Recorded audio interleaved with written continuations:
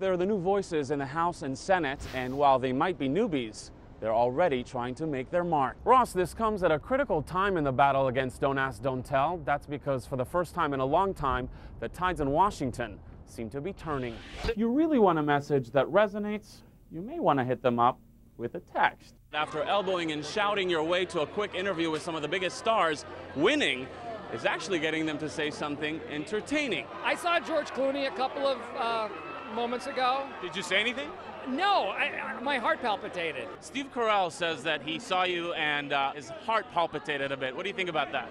Well, he could say that because I was with him one drunken evening and he puts out. Now, how long before you stand on one of these and you don't feel scared at all?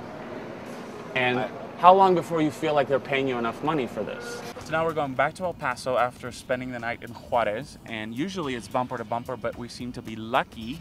There's not that much traffic right now. See if you go over there and look. Welcome to the United States. Bienvenidos a los Estados Unidos. Los científicos ya se refieren a estas pruebas como todo un hallazgo. Para ponerlo de una manera más sencilla, las células madres ayudan a regenerar los tejidos y músculos. Some credit the Foley affair with a Democratic sweep in '06. Could this really have the same effect on the presidential election, or do Republicans have enough time to make this go away? Just to give you an idea of the craziness that is Sex and the City, hundreds of people waiting for hours just to get a glimpse of their favorite star. She's Liza with a Z. And he's Itay with an I. And we have some Broadway breaking news, so don't go away. So this is what you call in TV land a junket. The Billy Elliot kids over there being interviewed. Josefina Scaglione from West Side Story being interviewed over here.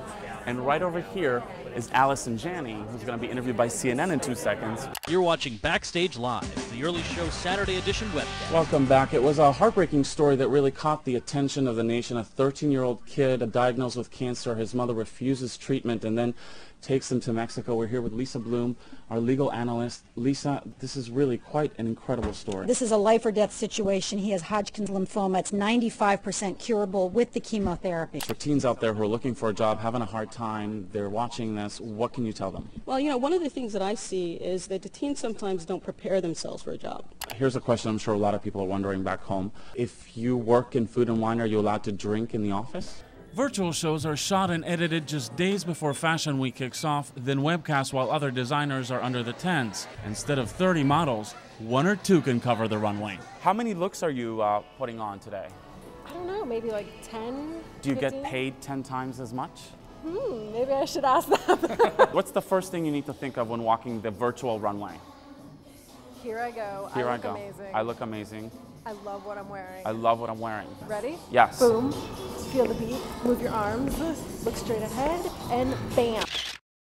As CBS 2's Itay Hod explains, Twitter now offers everything from Sunday Mass to internship opportunities. If you think Twitter is for losers with too much time on their hands, think again. The Twitter craze is reaching some high places. Trinity, a church in downtown Manhattan, is now tweeting their services. For people out there who are going, oh no, even church twittering, what do you say to them? So get with the program. Can't make it to Sunday Mass? Tweet the Lord. Just don't push your luck. Anthony, New York, asks, what about confession via Twitter? Impossible. Twitter is a website where people answer one simple question. What are you doing? The answer goes out as a tweet in 140 characters or less to anyone who signs up to follow you. Last night, we hit our 1 millionth follower on Twitter. Forget Spago, Twitter is where A-list celebrities love to dish. And it's not just Hollywood. We're going to start the surgery. Doctors are tweeting surgeries. Cops use it to catch bad guys. And Pizza Hut is now offering summer twinternships. The worst thing you can do is think that everything you do is interesting. Peter Shankman is a social networking strategist with 38,000 followers on Twitter. He showed us the power of just one tweet. And I'll put your username that I'm talking to you, and then we'll see how many followers you get. 48 followers, 105 to 127. That's incredible. It may not be everyone's cup of tea, but for millions and growing, Twitter is home, tweet home. Itay Hod, CBS News, Twitterverse.